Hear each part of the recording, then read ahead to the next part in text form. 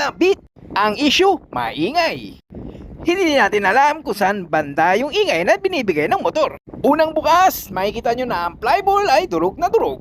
Sabi ng may-ari, 3,000 na ang ginagastos niya dito. Kung makikita nyo sa video, abay umaalog ang collar.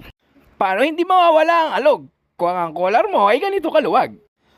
Ugalaing busisiin yung mga ilalagay na piyesa sa motor nyo. Kaya mas mainam kung hahanap kayo ng matinong mekaniko na hindi sisira ng motor nyo. At eto pa, hindi genuine parts yung nakalagay sa motor niya, pero okay lang yun.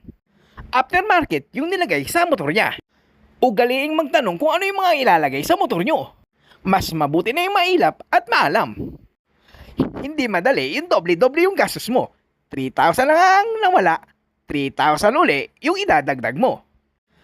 Para kang bumili ng 10 martilyo na pinukpok sa ulo mo. That's 1 minute, follow for more.